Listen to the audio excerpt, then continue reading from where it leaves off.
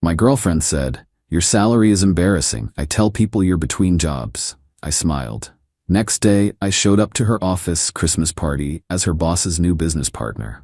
She spent the whole night hiding in the bathroom. I, 32 male, been with Victoria, 29, for about 18 months. Everything seemed fine until about 3 months ago when she got promoted to senior marketing manager at her company. Suddenly, my job wasn't good enough anymore. See, I work in IT. Not at some fancy tech startup, just a regular systems analyst at a mid-sized logistics company. Make about $75K, which I thought was decent. Apparently, Victoria disagreed. It started with little comments. Maybe you should update your LinkedIn. Have you thought about getting an MBA? Trevor's boyfriend just got promoted to director level. Then last week, we were getting ready for dinner with her friends. She turns to me. "Victoria, oh, just so you know, if anyone asks about your work, maybe keep it vague." Why? Well, it's just, these are successful people. SVPs, directors, entrepreneurs. Your whole situation might make me look bad. My situation? You know what I mean. Your salary is honestly embarrassing. I've been telling people you're between jobs looking for something better. You've been lying about my job? It's not lying, it's protecting our image. Do you want people thinking I'm dating down? I just stood there, processing. She'd been telling people I was unemployed because my actual job embarrassed her. Victoria, don't look at me like that. If you made real money, I wouldn't have to. Me? Real money? You know, 6 figures at least, like adults make. Right? Went to dinner, smiled, nodded, let her friends give me fake sympathy about my job search. One guy even offered to look at my resume. Victoria squeezed my hand under the table like she'd done me a favor. Here's what Victoria didn't know. I'd been working on a side project for 2 years, a specialized inventory management system. Started it to solve problems at my own company, but it grew into something bigger. Had been in talks with several companies about licensing it. That Monday after the dinner, I got the call. Megalog Corp wanted to buy my system outright. The number they offered? $1.8 million. Plus, they wanted me as a consultant for implementation. 2-year contract at $200K per year. Guess which company Megalog had just acquired? Victoria's company. Her office Christmas party was that Friday. She'd been stressing about it all week. Victoria, please don't embarrass me. Maybe say you're in tech consulting. That sounds better than what you actually do. Actually, I can't make it Friday. What? Everyone brings their partner. It'll look weird. Sorry, work thing came up. What possible work thing could you have that's more important? Me, just a meeting. She sulked for 3 days, called me selfish, unsupportive, embarrassing, said her coworkers would think I was imaginary. Friday arrived, the party started at 6. At 5:45, I walked into the hotel ballroom with Richard Liu, CEO of Megalog, and 2 other executives. We weren't crashing. Richard wanted to do a surprise announcement about the acquisition and introduce key partners to the team. Saw Victoria immediately. She was by the bar in her red dress, laughing with coworkers, probably explaining her unemployed boyfriend couldn't make it. Richard stepped up to the microphone. The room quieted. Richard, good evening, everyone. I know this is your holiday party, but I wanted to personally welcome you to the Megalog family and introduce some key people who'll be working closely with your teams. Victoria was half listening, sipping champagne. First, I'd like you to meet the genius behind SmartTrack, the system that's going to revolutionize our operations. He'll be heading up our implementation as senior technical consultant, Brandon Chase. I stepped forward. Victoria's champagne glass stopped halfway to her lips. Richard, Brandon just joined us through an acquisition deal that's going to transform how we do business. He built something extraordinary, and we're lucky to have him. The room applauded. I made brief eye contact with Victoria. Her face had gone white. Her boss, David, practically ran over to shake my hand. David, Brandon, this is incredible. We've been needing something like SmartTrack for years. Thanks, David. Looking forward to working with your team. Oh, have you met our senior marketing manager, Victoria Chen? She'll probably be involved in rolling out the internal communications. Victoria had appeared beside him, forced smile plastered on. Actually, Victoria and I know each other. Really? Small world. How do you know each other? We're dating. David's eyebrows shot up. Dating? Victoria, you never mentioned Brandon was your boyfriend. This is fantastic. You must be so proud. Richard told me about the acquisition deal, 8 figures, right? Victoria looked like she might vomit. Update 1, the party continues. The next hour was comedy gold. Victoria kept trying to pull me aside, but I was constantly surrounded by her coworkers wanting to talk about SmartTrack. Her friends, the same ones she'd tried to impress by lying about me, were suddenly very interested in my journey. So you built this while working full-time? That's incredible. Yeah, nights and weekends for 2 years. Victoria's seen me working on it. You must have been so supportive, Vic. Yes, so supportive. Her friend Melanie. Wait, Vic, didn't you say Brandon was unemployed? No, I said he was exploring opportunities. She's always been protective of my privacy. Didn't want me talking about the project before the deal closed. That's so thoughtful. Victoria excused herself to the bathroom. She was gone for 20 minutes. When she came back, her boss pulled both of us over. Victoria, I'm putting you on the SmartTrack rollout team. You'll be working directly with Brandon. This is a huge opportunity for you. Great, can't wait. Brandon, quick question. When you implement the system, will it affect our current reporting structure? Actually, yes. The efficiency gains are significant. Most companies see a 30% reduction in redundant positions, including marketing, especially in marketing. The automated analytics replace a lot of manual reporting roles.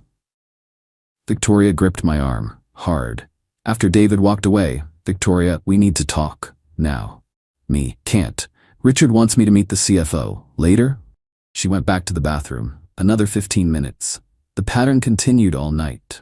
She'd emerge, try to act normal, hear another colleague gushing about the acquisition or asking about her genius boyfriend, and retreat to the bathroom again. Her assistant found it hilarious. Victoria's got some stomach bug. She's been in there half the night. Around 9 p.m., I finally let her corner me by the coat check. What the hell are you doing? Attending a work function. You lied to me.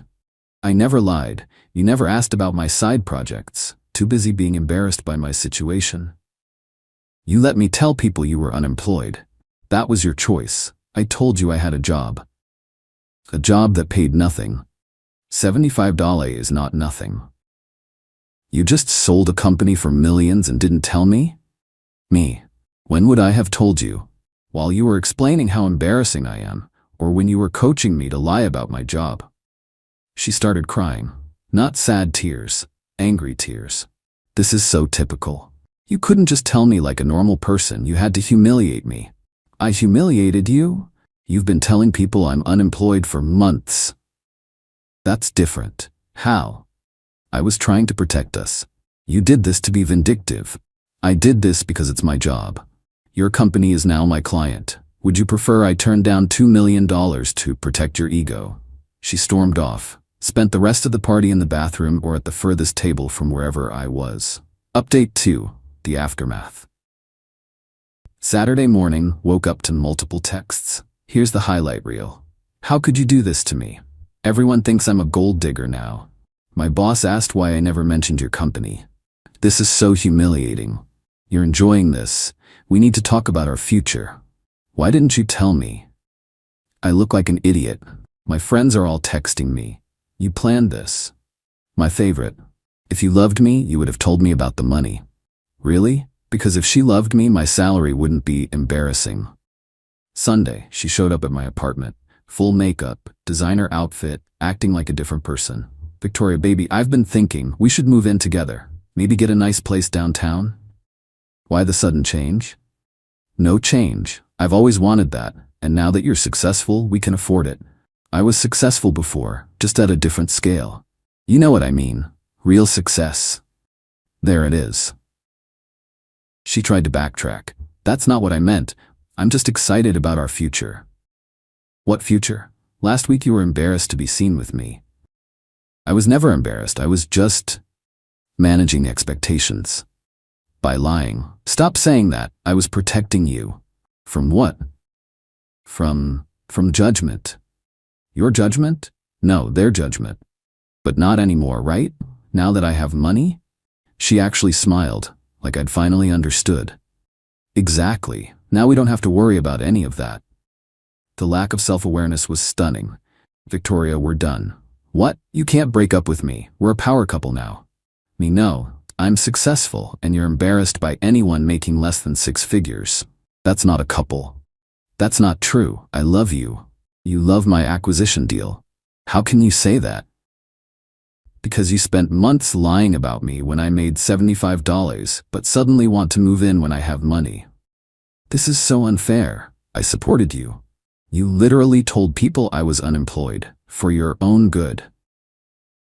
Monday at work was awkward. She had to sit through a meeting where I presented the implementation timeline, kept trying to make eye contact. I stayed professional, focused on the presentation. After the meeting, her boss pulled me aside. Hey, is everything okay with you and Victoria? We're no longer together. Oh, I'm sorry to hear that. This won't affect the project, will it? Not from my end. I'm here to do a job. Good. She seemed distracted today. That's unfortunate. Tuesday, the gossip mill was in full swing. Apparently, Victoria had been damage controlling hard. Her new story. We'd been having problems. I'd hidden the acquisition to hurt her. I was threatened by her success. Her friend Melanie actually called me. Melanie, hey Brandon, weird question. Victoria says you kept the company sales secret to make her look bad? Me, she told me my salary was embarrassing and to lie about having a job. She said what? Yeah. Been telling people I was unemployed for months. But why would she? Oh my God. Yeah. That's so messed up. She told us you were job hunting and she was supporting you. Nope. Been employed the whole time, just not making enough for her standards. I'm so sorry. That's awful. It is what it is. Wednesday, Victoria tried a new approach. Showed up to my office with lunch. Peace offering? I'm busy. Brandon, please. I made a mistake. Multiple mistakes, over months. I know. I was wrong. Can we talk about it? We just did. I mean, really talk? Maybe dinner? No. You're really gonna throw us away over this? You threw us away when you decided I was embarrassing. I never said that. Your exact words were your salary is embarrassing. I was stressed, I didn't mean it. You meant it enough to lie to everyone we know. She left the lunch on my desk. Threw it away untouched. Final update, 3 weeks later. It's been a month since the Christmas party. The implementation is going well. Victoria and I maintain minimal professional contact. She's tried everything. Crying in meetings, I ignore it. Dressing provocatively, I stay focused on work. Bringing up our memories in front of colleagues, I redirect to business. Sending long emails about her feelings. Straight to archive. The best part? The consequences of her own actions are catching up. Her team found out she'd been lying about me. Trust issues emerged. When she claimed credit for something that wasn't hers, people started fact-checking. Turns out I wasn't the only thing she'd been lying about.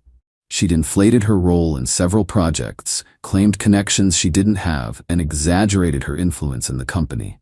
When people realized she'd been lying about her unemployed boyfriend for months, they started questioning everything. David called me in last week. David, I need to ask you something off the record. Sure. Victoria's performance has been concerning. She seems to have a pattern of misrepresenting things. I can only speak to my personal experience. Which was? She told people I was unemployed because my actual job embarrassed her. For how long? At least 3 months. David, while you were building a multi-million-dollar company? Correct. I see. Yesterday heard through the grapevine that Victoria's been put on a performance improvement plan. The SmartTrack system flagged multiple inconsistencies in her reported metrics. Turns out she'd been fudging numbers for months, assuming no one would check. Someone definitely checked. She sent one last text last night. I hope you're happy. You've ruined my life. I might lose my job. Everyone thinks I'm a liar. All because you couldn't tell me about your stupid company. We could have been perfect together. You're going to regret this. I didn't respond, but I did smile. See, Victoria was right about one thing. I did show up to that party on purpose, not to humiliate her, but because I'd had enough. Enough of being embarrassing. Enough of being someone's shameful secret. Enough of pretending her blatant disrespect was okay. She spent months telling people I was unemployed because my real job wasn't impressive enough. Now she might be actually unemployed because her real performance isn't impressive enough. The difference? I never lied about who I was. Never pretended to be something I wasn't. Never felt the need to tear someone down to build myself up. $75K might have been embarrassing to her, but it was honest. My IT job might not have impressed her friends, but it taught me the skills to build something worth millions. And her? She's still hiding in bathrooms, still making excuses, still blaming everyone else for the consequences of her own choices. Last I heard, she's telling people I blindsided her with success, that I should have included her in my business, that I owe her for the support she gave me. The same support that had her telling people I was unemployed?